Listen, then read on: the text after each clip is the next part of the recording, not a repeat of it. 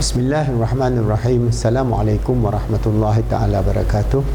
Alhamdulillah Rabbil alamin. Wassalatu wassalamu ala asyrafil anbiya wal mursalin wa ala alihi wa sahbihi ajma'in.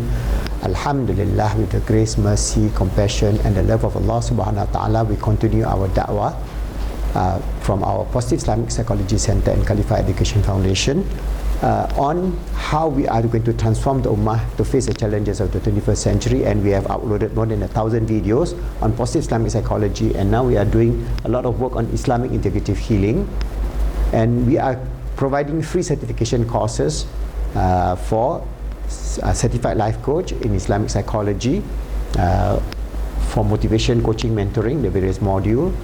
And I have given you in the previous video the understanding of this integrated self. That means the Islamic integrative concept of existence is something that we Muslims should now be able to propound to the world, because materialism is false. Alright, now everybody know that basically the nature of consciousness, example, they say consciousness is not material. Alright, they can go about explaining that consciousness is basically an energy or a waveform or whatever that they are now struggling to understand. But definitely the conclusion that most psychologists, even neuroscientists and so on, they cannot explain the nature of the material self being conscious. Alright, so consciousness is beyond the materialistic understanding of what we say material form.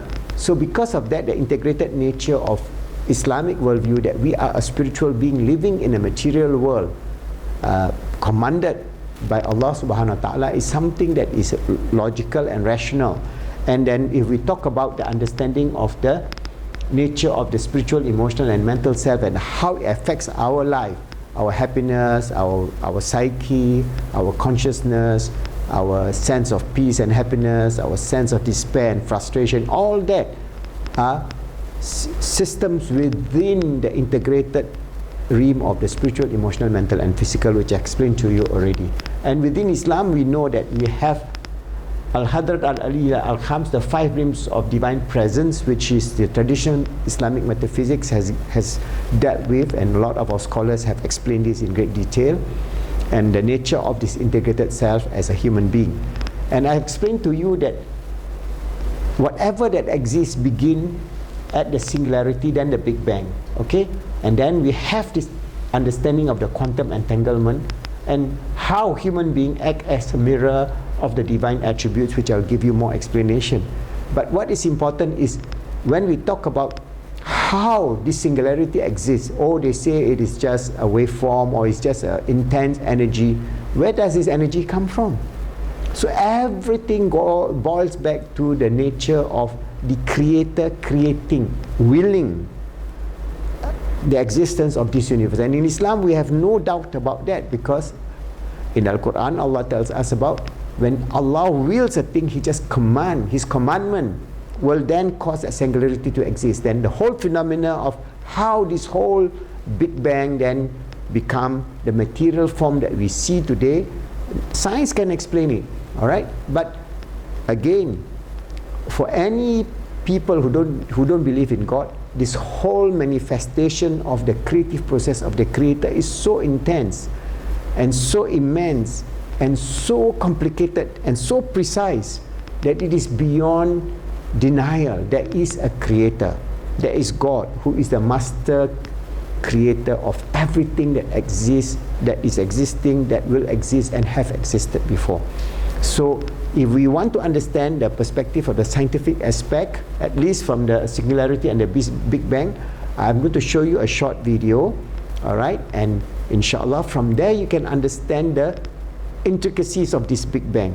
Can this just happen by chance? No, it is not. So from here we Muslims, even though we take all the scientific data about the nature of the expansion of the universe and so on, it will strengthen our iman, inshallah. Not in the sense that we take it and then we just like the materialists say, oh, it's just by chance, you know, oh, it's just happened to be there, oh, you know, they have no excuse, they have no explanation except just to deny God, because that could be their belief system, but that belief system is not rational, not tenable.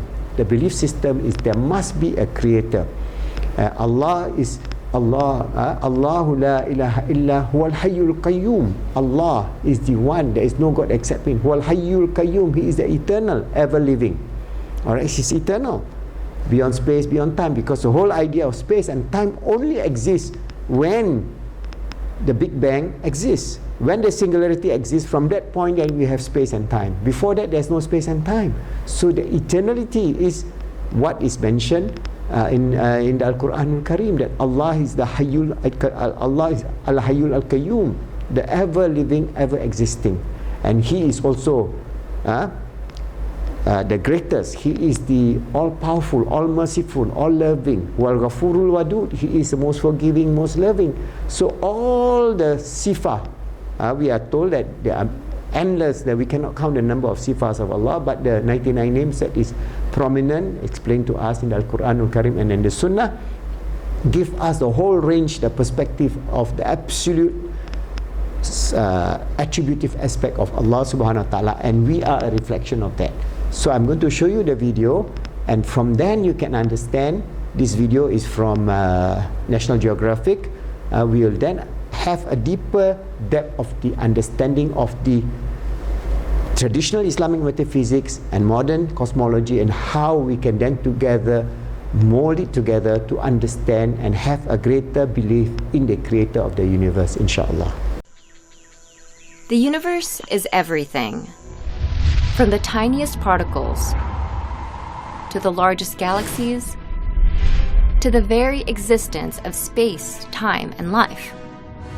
But how did it all begin? The origin of the universe is the origin of everything. Multiple scientific theories, plus creation myths from around the world, have tried to explain its mysterious genesis. However, the most widely accepted explanation is the Big Bang Theory. The Big Bang Theory states that the universe began as a hot and infinitely dense point. Only a few millimeters wide, it was similar to a supercharged black hole. About 13.7 billion years ago, this tiny singularity violently exploded.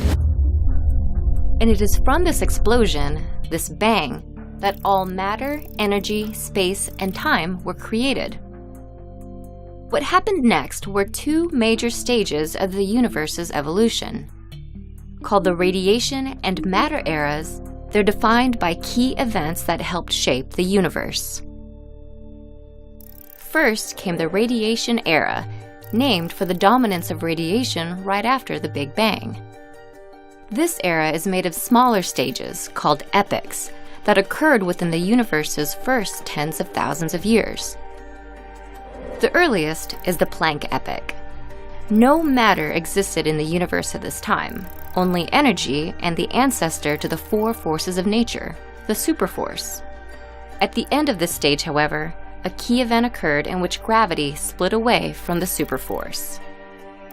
Next came the Grand Unification epoch, named for the three remaining unified forces of nature. This epoch ended when one of those forces, called strong or strong nuclear, broke away. Then, the inflationary epoch began, during which the universe rapidly expanded. Almost instantly, it grew from the size of an atom to the size of a grapefruit. The universe at this time was piping hot, and it churned with electrons, quarks, and other particles. Then came the electroweak epoch, when the last two forces, electromagnetic and weak, finally split off. During the next stage, the quark epoch, all of the universe's ingredients were present. However, the universe was still too hot and dense for subatomic particles to form. Then, in the Hadron epoch, the universe cooled down enough for quarks to bind together and form protons and neutrons. In the lepton and nuclear epochs, the radiation era's last two stages, the protons and neutrons underwent a significant change. They fused and created nuclei, and in doing so, they created the first chemical element in the universe, helium. The universe's new ability to form elements, the building blocks of matter, cued the matter era. Much as the name suggests, the matter era is defined by the presence and predominance of matter in the universe. It features 3 epochs that span billions of years, the vast majority of the universe's lifespan, and includes the present day.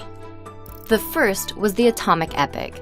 In this stage, the universe's temperature cooled down enough for electrons to attach to nuclei for the first time.